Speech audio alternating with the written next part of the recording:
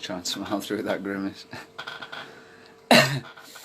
Good evening, anyone that's bothered to join in and join me tonight. Turns out 9 PM isn't a good time for me to preset for a live feed. My body's pretty broken by this time, so is my mind, so in future I'll do it far earlier. I had, as usual, I've written, and I'll try and speak as much as I wrote.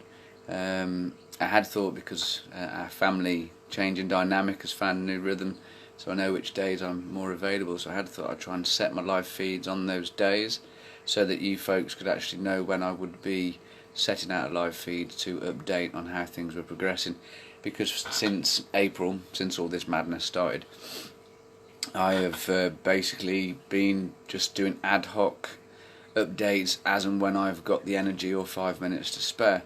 So because I've only recently found now I'm going to have these hopefully set times, hopefully, I'll try and do the live feeds in them. I'm hoping to do it either Monday or Tuesday evenings. I think I'm going to go with 7 PM instead, because 9 PM it's a bit too late, maybe even early, but I thought it'd be best to try and wait for people to have time to have their tea, put their kids to bed and all that sort of stuff. So but that said, 9 o'clock, hello Fraser, nice of you to tune in. So not many folks are joining, but anyway, it doesn't matter. I thought numbers are going up. I was inspired actually after I watched Simper Carter's live feed the other day. I noticed Simper had actually I don't know if they're, it set a time for when he was going to do his discussion, and then people were able to plan and prepare so they could tune in to watch him, and that made me think I should try and do the same, pretty much is where this has come from. And now I do have these 2 or 3 days, I've got like a set time that I can almost say, yeah, we'll do a live feed at those times. So in some ways the 9 o'clock's better because most people will be settled, but in some ways it's not very good for me. Before I get into updating, I thought I'd just do a little bit of a promo for Words of Weed and Wisdom, which is the second book that Alan Buffrey has collated. Here we have the first book, in case you never had it for your collection. It's Inside My Hat and Other Heads. They're both collections of writings from activists around the world, not just the UK. And Alan Buffrey took the time and effort to collect the writings of several authors, I suppose is the word. I don't like to use that for myself, but I suppose that's what it is. So, and I think £3.36 of every book sold will go to the WTU campaign. I think he's told me with the sales so far there's around £500 that Alan's in effect personally raised through the sales. So everyone that has taken the time to go to Amazon.com and purchase one of these for £10 and a penny, thank you so much. If ever I meet you, I'll put a message inside it. I hope one day, these are going to be a piece of history. These books will have helped finance a campaign for truth, justice and freedom in the UK. It's quite remarkable, really. Okay, we don't know the outcome of this, but that potentially there is 2 pieces of history. So if you haven't yet been to the Amazon website, it's very rare I try to Amazon. I have major moral issues which I have to address while I'm saying them. But anyway, for various reasons they were very good for self-publishing authors, because you can print on demand and you don't have to pay in advance and all that sort of stuff. So as much as I might not admire their business ethos or money hoarding tendencies, it's a very useful platform for self-publishing authors to be able to sell their books, and that is the only reason that the words of Amazon.com have passed my lips today, and that's the only reason they'll ever pass my lips, because for this good cause. So yeah, I thought I would just take a moment, and a very suitable one. I thought this is really suitable for me. Now I do actually have mine, but they barely function, and one day when I was really depressed because of my disability, a man walked past me. When I say walked past me, he'd been amputated at the knees, so he walked past on crutches, and that put perspective on my life. And another gentleman I passed had been electrocuted at work and had his arms and legs amputated from the joint down, and that really puts perspective in my life, because I might be in agony virtually 24/7, but I can still bend down, wiggle my toes, touch them and tickle them, which, you know, you've got to take your gifts where you can find them, and this just jumped out at me now. So I have no idea who this is from. It's called Legs. Let me find out who the author is. Bear with me a moment. I'm going to quickly go through the contents page. Come on, Legs, where are you? Legs, 111 words by Ryan Keefe. So it's a real pleasure to read these words, actually, because I met Ryan whilst breaking myself on campaign at the NEC. There's no other way to describe it. I think he met me when I was entirely broken. So this is interesting. I miss Legs by Ryan Keefe. I miss walking around in the fresh air. I miss jogging around the field without a care. I miss playing music every weekend. I miss going to the pub with a friend. My legs, they used to work, you see, but now I no longer can be free. Free to walk down the stairs, free to jog around that field with no cares, free to lay on the fresh cooked grain, free to be free again like my teens. My legs, they used to work, you see, now I no longer can be free. Wow, I didn't think that was going to happen. Words of wisdom. They were beautiful words, Ryan. You have literally made me cry, mainly because of my own situation as well, I suppose. You can be free. Electric wheelchairs. As much as I didn't want one, electric wheelchairs, man, they can be life-changing, although I'm learning to get a waterproof cross-country one. You've got to have thousands, so, you know, but to keep saving. I know how you feel, brother. Wow. That was quite moving. So there we have a book literally of outpourings of emotion and frustration and joy and all kinds of expressions. Literally can raise tears to your eyes in just a few words. I encourage you to purchase a copy, and that would be supporting the campaign. So, you know, I have to say, you know, I've been looking today. I had a message from Robert. He was saying he's been working through what I've sent him. He's very busy this week with his other contracts. He's got meetings tomorrow, and he's planned to make an update call with me for Thursday. We haven't set a specific time yet. That is one of my daddy days, so as to when I get to update that to you, it might not be until the Sunday or the Monday. So I'll have to just see how that pans out. I might do it an evening one on a daddy day, see how it goes, especially depending on what the news is. And in the meantime, I have been gathering the testimonials together. I cannot hide or deny my disappointment that out of 5,747 members, which is where we stand today in this Facebook group, we only have 111 testimonials. That's obviously including my own as well. I can't deny I'm disappointed.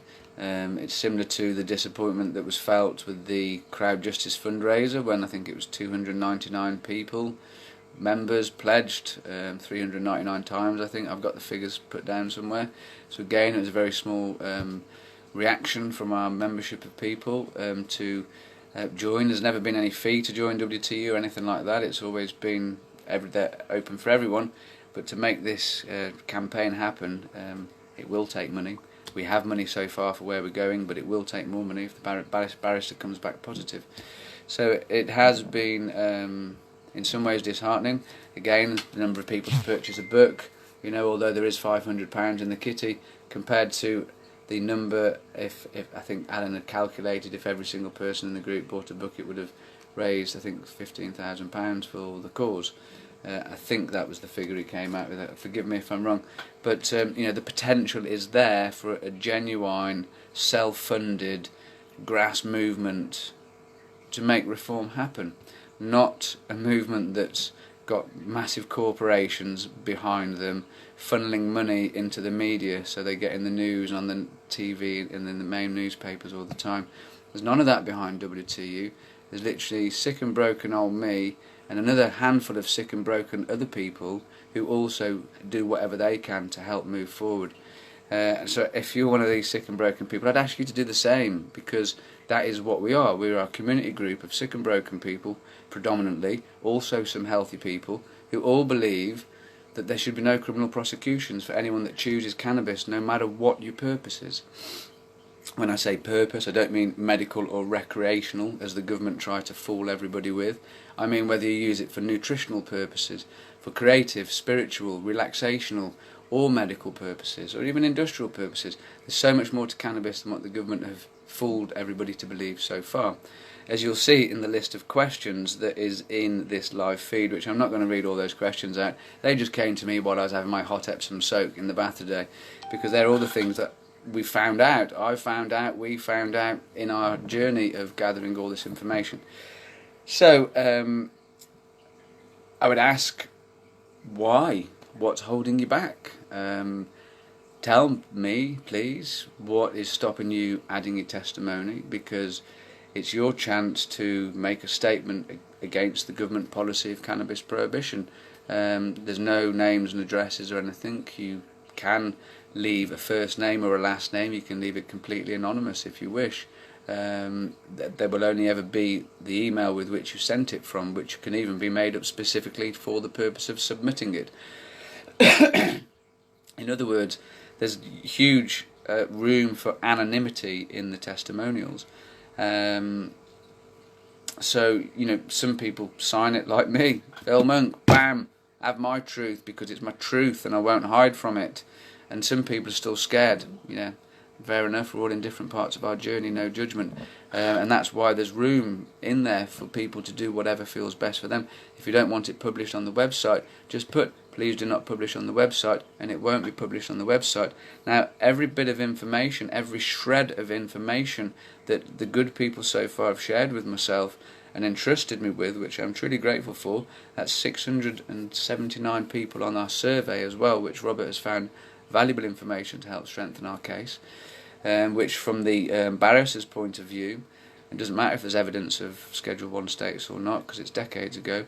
All that matters is this harm versus benefits. That's what's in their mind, and that we are able to actually demonstrate with, so far, hundreds of case studies of individuals who improve their lives in whatever way with cannabis, despite what the government say about it. In fact, we can even prove that them enforcing their laws is harming us more than cannabis. And when the law becomes more harmful from that which it's meant to protect us, how can we abide by a law that is damaging to our health? Especially when MPs are profiting like bleeding crazy in the background through GW Pharmaceuticals, their patents, 134 they've got lined up last time I counted, all in the public domain, hundreds of billions on the stock exchange. You know, there's a lot of money involved in the pharmaceutical cannabis industry. Now, for some reason, the UK is holding back on the recreational, but the WTU isn't about that. It's about the human right to the freedom of consciousness. It's about the human right to my home is my castle. And then so long as I'm not harming anyone in my home, police have got no right to come through my door, even if I have got 50 cannabis plants in my bedroom upstairs. Not that I have, because I haven't got room for that, but if, yeah, there shouldn't be an issue. I mean, yeah, if you're selling produce, then you become a business person, you register as a business, and you have to meet criteria to make a safe business for consumers. That sounds logical to me. But an individual that's at home just doing their own thing, looking after themselves, it's got nothing to do with the government, from what we are asserting, until such time as we cause harm to another. That's our fundamental human right to a private life, beliefs and practices, the rights to the freedom of association. I haven't had a social life for years because I don't go to pubs. Don't like pubs, they're full of poison and often people fight. I would love to have a cannabis club that I could go to, and I could meet other people that enjoyed cannabis and wanted to sit and talk with me in a reasonable, intellectual and educated manner, or even just down children on the street, but very few of them wanted me putting a bottle in my face and things like that, which is my history and experience of pubs.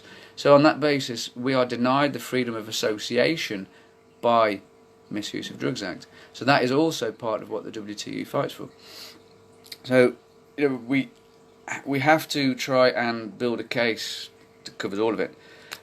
So in addition to the testimonials, in addition to the surveys, in addition to the 72 pages of academic evidence and expert witness statements, we also intend to have the WTU solutions, if you like. You know, What do we want to see to be the resolution to this problem of the law? All I want is to be able to sit in my house, grow my cannabis, use it however I feel, without the fear of the police smashing my door down, ransacking my home, stealing my goods and putting me in the back of the van and dragging me down a cell and then interviewing me and all that. Why should any of that happen to me? Because I don't want pharmaceutical drugs and I don't want alcohol, because that's why I choose cannabis. And I believe that should apply to every single human being on the planet, which is why I've gone hell-bent on this fight like I have. We need the solutions to that. So what would be your solutions? If you look in the WTU group, there's a little discussions tab somewhere, and there is WTU Solutions, where we have started a discussion, and I do say started, it's just ideas, and it's there for people in our group to put their opinions forward. What's the resolution that you want to the problem? Repeal the law, remove cannabis from the Misuse of Drugs Act. In fact, review the Misuse of Drugs Act because it's not fit for purpose and it's caused more harm than good. But WTU, although we're fighting for the freedom of consciousness and the rights to a private life, beliefs and practices, the freedom of association, expression of identity, is actually cannabis that is a sideline, you know. Really, it's the human rights that we're all about. That's what we're focused on. Which is why it doesn't matter to us if you're sick and dying and want cannabis. If you just want to relax with cannabis, you're a human, you have those rights, and that's what we're trying to fight for. When I say fight, I don't mean with fists, because I can barely move my arms. I do mean with pen and paper, or typing. So we have to get the rest of your testimonials, which I'm hoping for a flood. Please don't let me down, ladies and gentlemen. I've flogged my guts out for 2 years or more now for the WTU cause. I haven't asked virtually anything from any of you.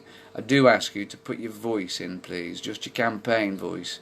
If nothing more, just stick in your story about the effect of cannabis and its prohibition upon your life. If you can't do that, fuck man, we need to have a serious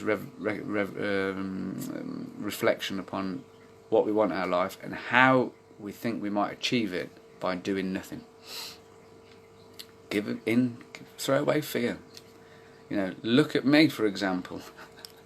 It was fear that put me on this journey.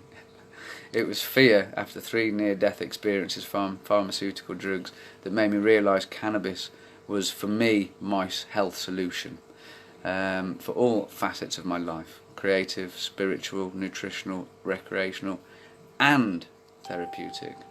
So it was all aspects of my life, cannabis is. So that's why I fight for all. What is it to you? What will you do?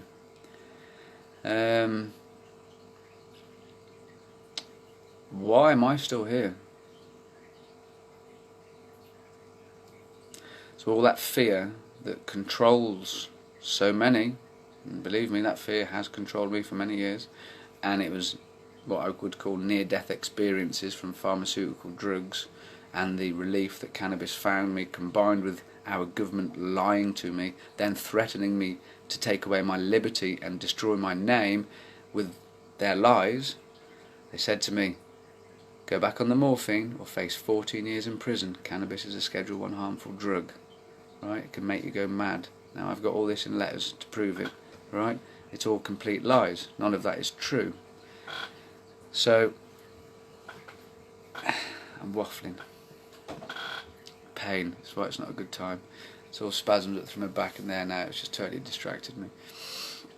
Oh yeah, the fear. So everyone that hides in fear, hides in fear. And then you've got little Muggins here shouting his mouth off left, right and centre everywhere he goes. I mean literally everywhere I go, I raise this subject and I discuss it with everybody. I talk about my beliefs and practices. I talk about the government complicity and the conspiracy to hide cannabis and the truth of it. Then I talk about the billions of pounds that they are all currently receiving through their pension investments.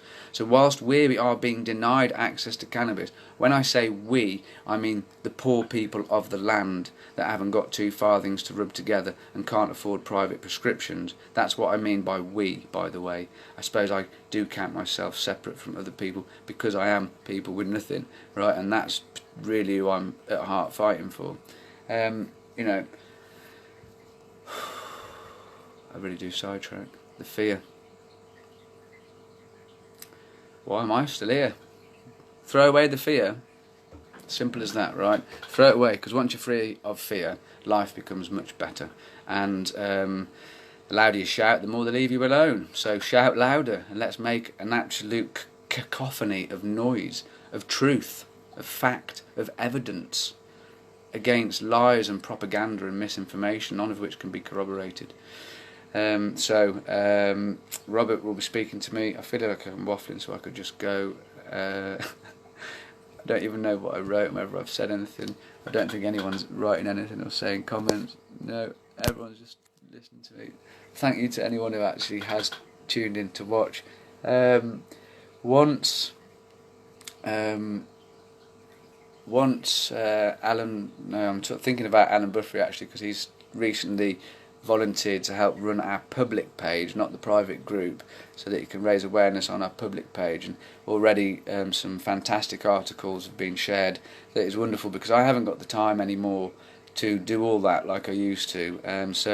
Alan's also shared, because he's a very experienced campaigner, shared some suggestions on structure, I suppose, on how we can organise things. So once all this information is passed to Robert, which I'm hoping within the next 2 to 4 weeks, actually. So what are we on now? I haven't got a date. Tuesday, 15th of September. Let's try and just get it done by the end of this month, isn't it? It's 2 weeks, isn't it? You know, let's just try and please do it. 2 weeks. I'll ask as many of you as you can. Please just go onto the website, put in your testimonial, or email it to testimonials@wtuhq.org, and I'll keep adding to this huge document I've got. If you don't want your name in it, don't put your name in it. It's as simple as that. If you want your name in it, put your name in it. And with that, Robert will send it all over to the barrister. He will have reworked the evidence bundle that I've put so far. We've got Professor Mike Barnes' statement of evidence as well. So many things going on, actually. After 2 years, it's like we're that close, you know. The ball's rolling. I want it to be an avalanche. So I will keep making those other documents. I will, during this next week, I'm going to work on the WTU solutions.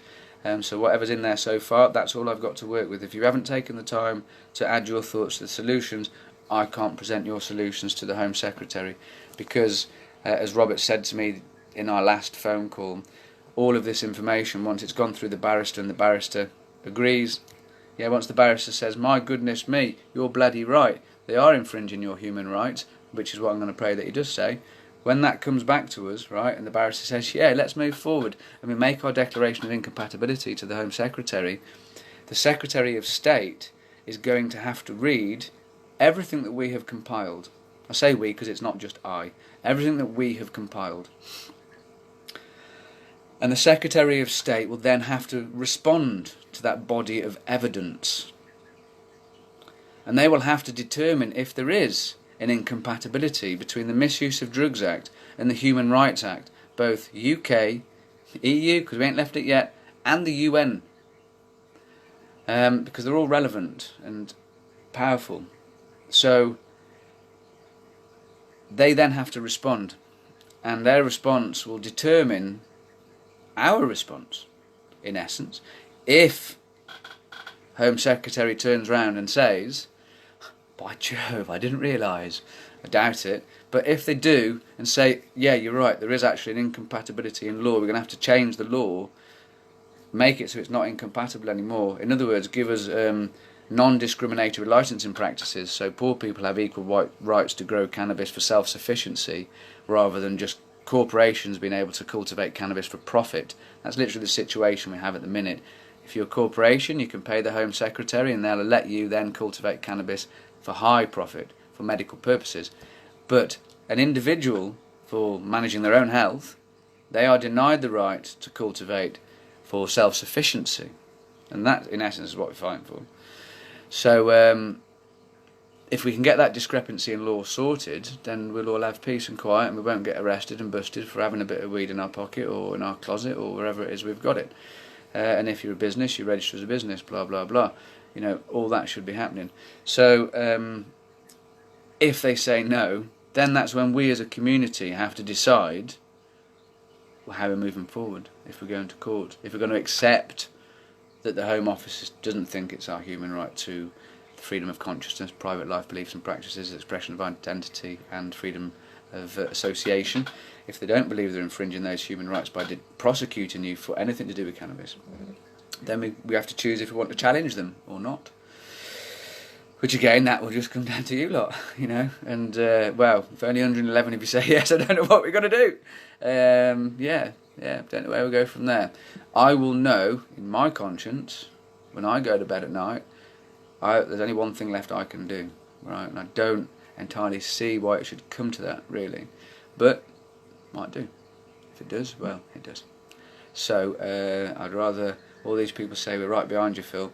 Don't want you behind me, I'd like to stand here next to me, please. And that would be really good, because that's what it's going to take, is people power, community strength.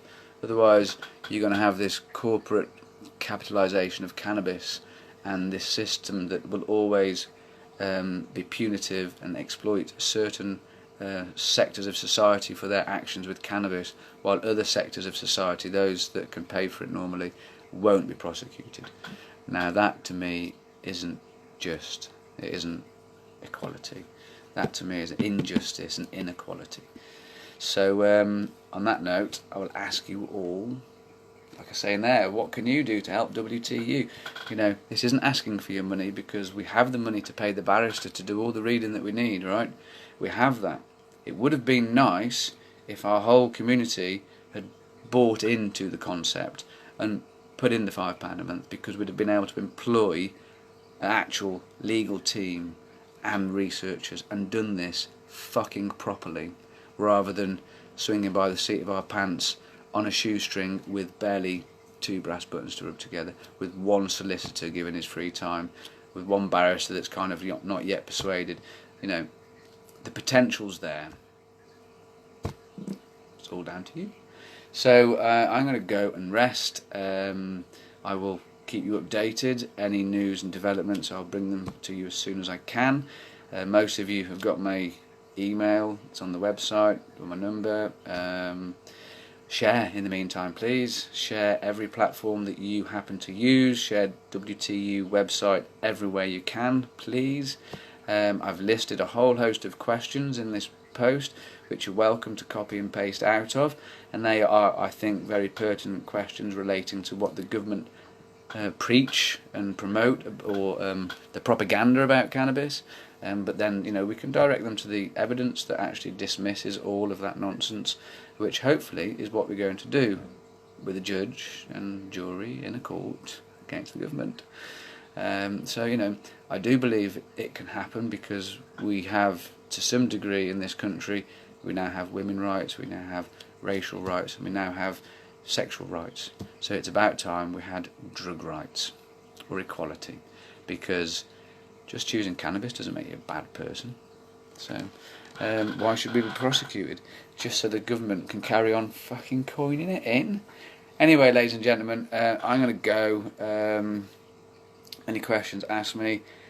My mind is being drawn to something, so I probably feel like I should talk about it, which is the green card scheme that has recently been launched. And I suppose I should express why I personally won't be applying for it, is the least I will say. Is because my whole mind was going away on a whole thing. Then how do you say this diplomatically and tactfully, without being a cunt to people that have been alright? I suppose it's about trust, which is probably why people aren't putting testimonials in. So there's obviously, that's been done to me too. And that's why I don't mean to be disingenuous to an individual who's trying their best, like I'm trying my best, according to their conscience. So again, I wouldn't ever be speaking against an individual in particular. However, who's behind everything? Where's it all going? It's no protection. It doesn't change the law in the slightest. The police actually, that should be changing the law because they know it's wrong, are actually allowing this tiny leeway so they can carry on exploiting people, because they make so much money out of the Proceeds of Crime Act and cannabis prosecutions. Again, where's the justice in that? Police should be upholding human rights impartially. They should have done their due diligence and know that cannabis isn't a harmful Schedule 1 drug. They should know all this, and they should actually stop prosecuting people on that basis. They shouldn't be supporting this tiny little thing that allows this unjust prosecution of millions of people. They really shouldn't, just because they don't fit in a little category that some random person has created. Who are they to create that category? What, a pharmaceutical scientist that is like trying to make money out of cannabis, or trying to make patents out of cannabis, trying to get information about how we use cannabis to manage certain conditions, which profiles, which ratios, so then they can make patented products, keeping our natural one prohibited, so we aren't allowed to use it naturally in our natural way. We have to go through their system to get their patented, prescribed and profitable cannabis-based medical product. That's where that's heading. If you don't see that, just read the websites. Look at the language. Read it. And look into it. Go behind it all. Find out for yourself. Don't take my word for anything. Research yourself. Everything yourself. Do your due diligence. Don't leave anything to anyone else. So yeah, my psyche was telling me I had to speak about that, so I just had to say that. So it's nothing against individuals, it's against the whole organisation, the whole concept, and the fact that it doesn't fucking change anything. It just saves a tiny few people, while even fewer people get to profit in ridiculous amounts of money, while the majority are left, remained unjustly and unwarrantedly prosecuted. How can anyone sleep having facilitated such progress? Is my question to anybody who may witness this video, who may be involved in it, however high up the level it goes, because all the way to the top, every penny of that's blood money because of the people that you leave behind. Yeah, everyone that doesn't meet your criteria, your little box, you're leaving them to be prosecuted by a law that has no foundation in science, is completely unwarranted and unjustified. Blood money on your hands. How could you spend that? How could you sleep in your bed at night with clear conscience? And when you die and you face the Maker, if you believe it or if you don't, might happen, might not. You're going to have to face for all of that. May karma be served upon your soul is all I can say to anyone that does any wrongdoings, or any good doings even. So yeah, I have zero faith in anything that doesn't actually challenge this unjust law at its ultimate foundation. I have little faith in anything that just seems to be facilitating the pharmaceutical capitalisation of cannabis. I have little faith or trust in anything that doesn't help the common poor person of the ground that has nothing. I have no faith in that. I can't even support it.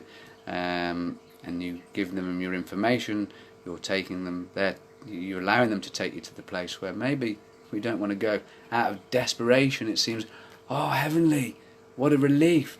But in reality, it's not. So again, it's padded shackles instead of the end of slavery. That's not my phrase, by the way.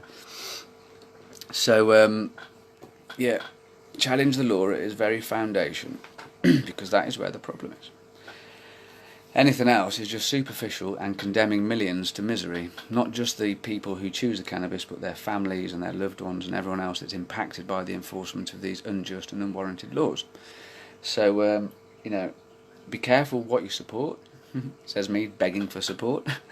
But do your due diligence. Anything you want to find out about, look on the internet, you can find it out. Anything you want to know, ask me, I'll tell you.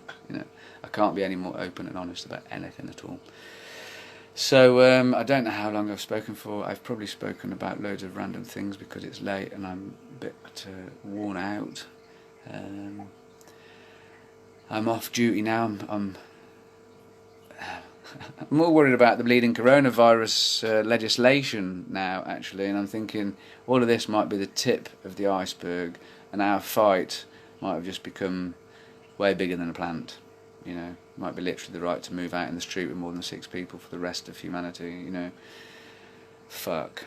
So yeah, it seems to me like we might be going into a very, very, very sketchy chapter of Great British democracy.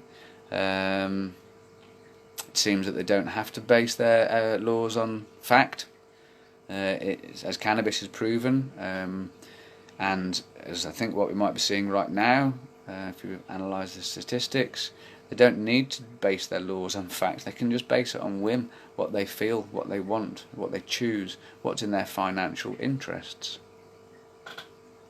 Is that representing the needs of the people, or representing themselves and their corporate invested interests? You know, is that what British democracy's come to? I wish, it's interesting actually, people say, you know, someone said to me, "Are you home educating your daughter? What are you, a parent or a teacher?" And I'm thinking, well, actually, I'm both. You know, I'm their first teacher. In fact, I taught them how to wipe their flaming arse. I'm their first teacher. You know, in traditional society, we would be their only teacher, so would our elders. But instead, we give up responsibility and give our kids over to a system to educate them. And now that I've looked back at it, well, it's woefully inadequate. You know, they don't teach us about our political system, or our laws, or our rights. They don't teach us about our financial system.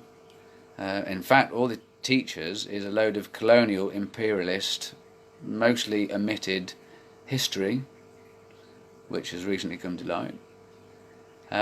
In fact, the British education system is completely unfit for purpose, especially when you consider the majority of our nation struggle with reading and writing and maths. So it seems that they put people through school, make them feel woefully inadequate and incredibly stupid most of the time, develop all kinds of bloody conscious problems, and then don't teach them to read and write and use the math anyway, and then don't even prepare them for society properly. Wow, I feel in safe hands. Anyway, on that reflection, I'm going to do everything I can to challenge this specific piece of legislation that we set out to do. I can't yet turn my attention to all of that. My son has begged me, "Please, Dad, you know, when you finish this, let it be the last thing." And I said, "Yes, son. I won't take up any more crusades or any righteous causes after that." You know, it's been a lot of years since 2014. But then I read the Corona legislation.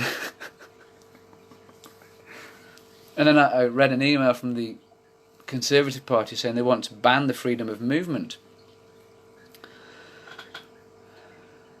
And then you read about hospitals are empty and people not dying in their thousands, thank God. You know, I'm really glad about that, don't get me wrong. And I am really, it's awful for those that are. But it's not what it was presented as, so therefore why does the legislation stand? Again, same as cannabis. But the legislation doesn't call for evidence. And on a consultation, it doesn't call for action from the consultation, it just calls for consultation. So once they've consulted, they don't even need to act upon, which is why the ACMD reports were ignored for so many years.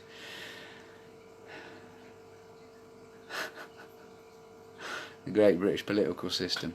It's no wonder they don't teach you at school about your country which you live in, because if they did, you'd probably stand up and want to change it. And that's what it will take. So hopefully lots of people will actually stand up and want to change things. I don't know how. How do you change a corrupt government and their laws?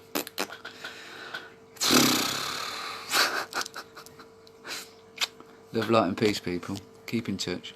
Get your testimonials in. Don't give up faith. We have to have faith. We have to believe to receive. It's going to happen. We're nearly there, man. We're nearly there. Last push.